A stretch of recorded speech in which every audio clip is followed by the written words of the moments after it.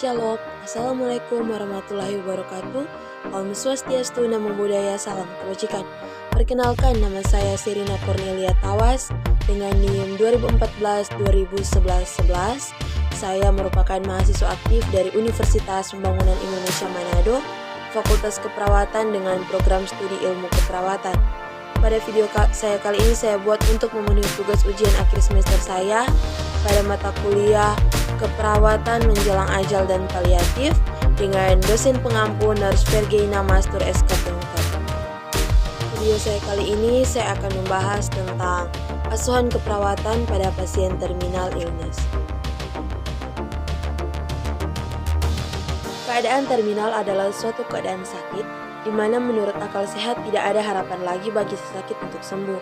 Keadaan sakit itu dapat disebabkan oleh suatu penyakit atau suatu kecelakaan.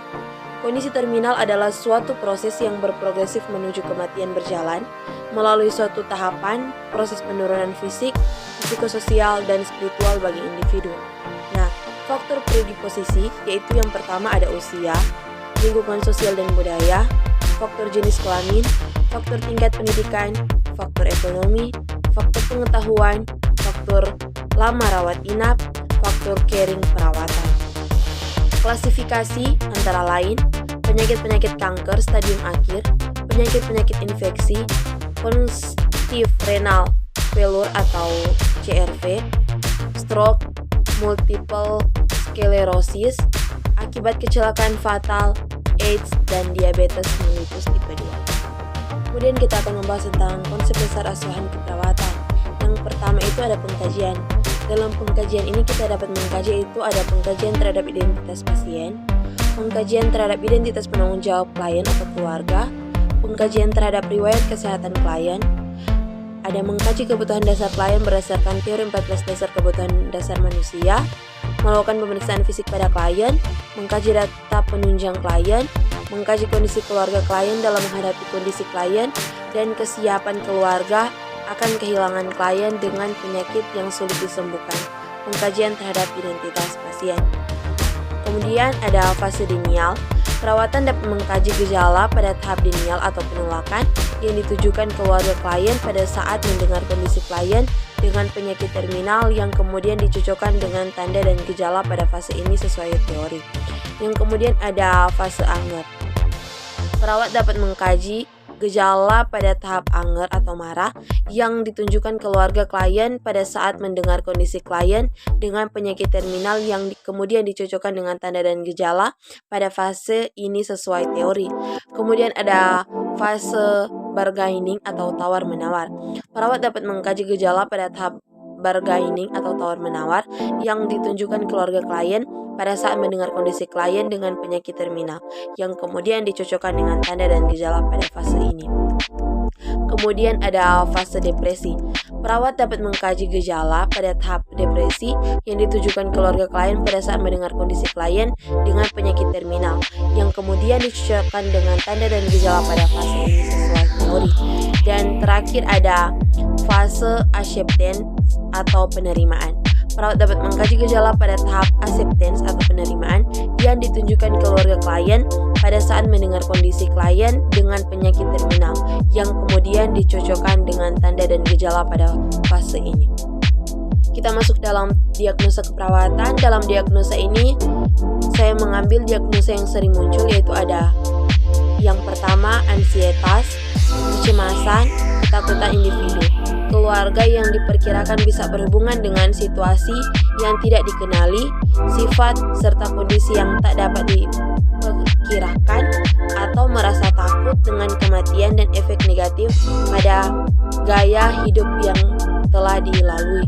Yang kemudian saya mengambil diagnosa berduka yang berhubungan dengan penyakit terminal yang dihadapi atau terlebih menjelang kematian. Penutunan fungsi, konsep diri yang berubah dan berusaha menarik diri dari orang lain.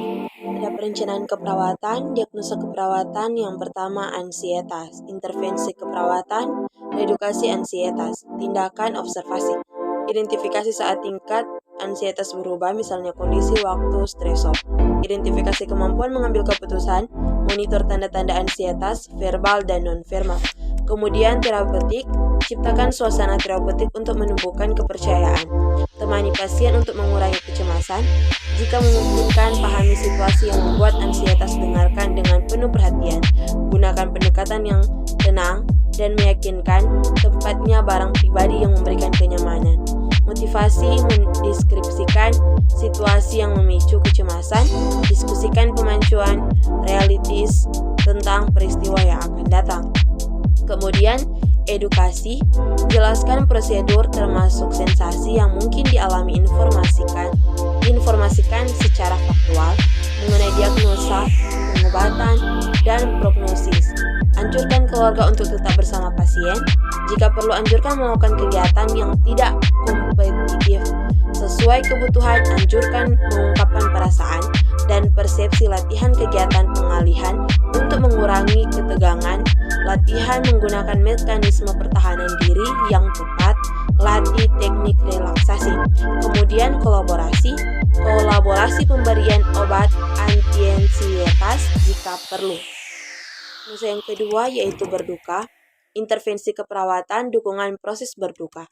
Tindakan, observasi, identifikasi kehilangan yang dihadapi, identifikasi proses berduka yang dialami, identifikasi sifat keterikatan pada benda yang hilang atau orang yang meninggal, identifikasi reaksi awal terhadap kehilangan. Yang berikut terapeutik, tunjukkan sikap menerima dan empati, motivasi agar mau mengungkapkan perasaan hilang, motivasi untuk menguatkan dukungan keluarga atau orang terdekat, fasilitasi melakukan kebiasaan sesuai dengan budaya, agama, dan norma sosial, fasilitas mengekspresikan perasaan dengan cara yang nyaman, misalnya membaca buku, menulis, menggambar, atau bermain. Diskusikan strategi coping yang dapat digunakan. Edukasi, jelaskan kepada pasien dan keluarga bahwa sikap mengingkari, marah, tawar dan menawar, depresi, dan menerima adalah wajar dalam menghadapi kehilangan. Anjurkan mengidentifikasi ketakutan terbesar pada kehilangan.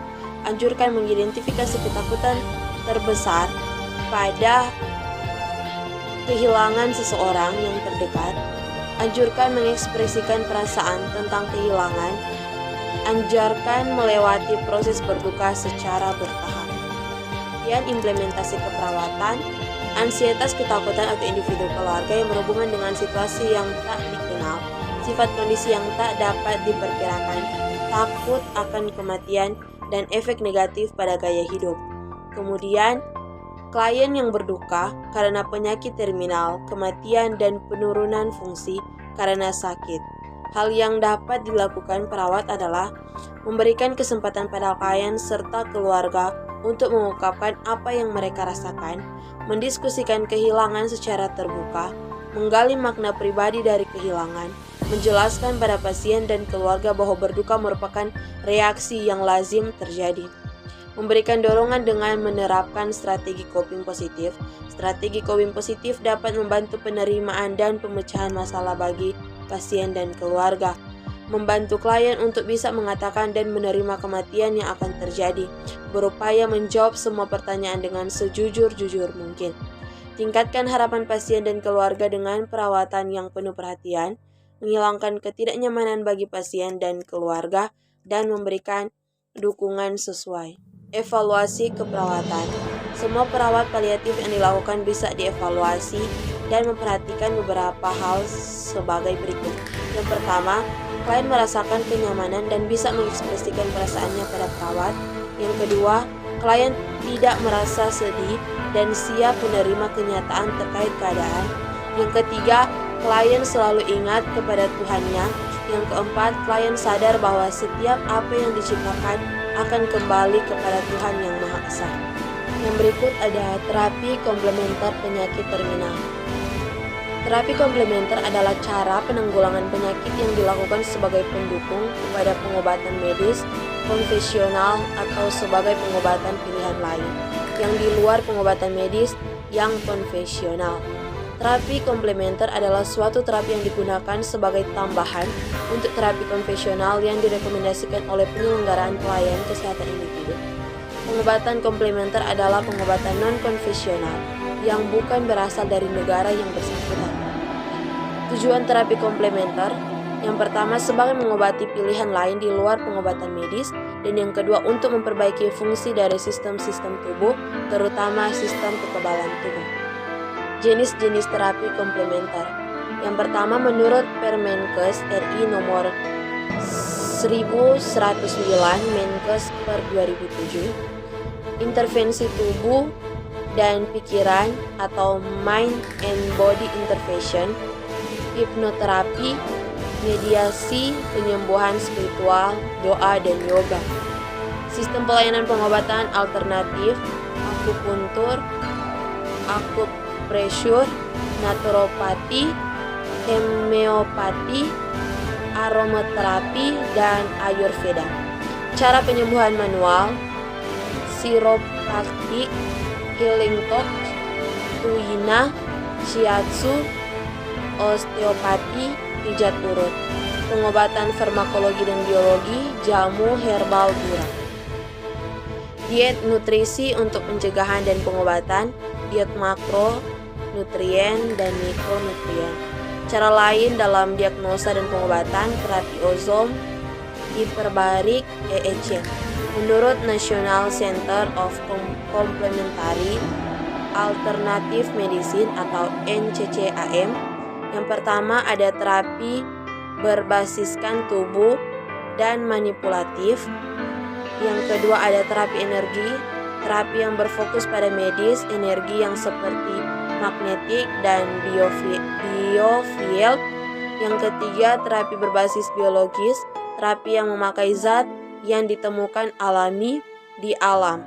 Yang keempat, sistem perawatan saluran, sistem perawatan yang dibina berdasarkan teori dan praktek kerap kali berkembang secara terpisah dan diinisiasi oleh kedokteran barat.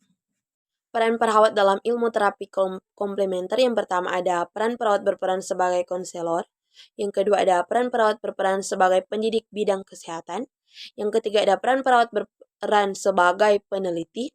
Yang keempat peran perawat berperan sebagai pemberi layanan langsung. Yang kelima peran perawat sebagai koordinator terapi komplementer. Dan yang keenam peran perawat sebagai advokat. Demikian video yang bisa saya buat untuk memaparkan materi yang sudah saya dapatkan. Lebih dan kurangnya saya mohon maaf. Jika terdapat kesalahan dalam kata-kata saya mohon maaf. Shalom. Wassalamualaikum warahmatullahi wabarakatuh. Om Swastiastu, Namo Buddhaya, Salam Kebajikan.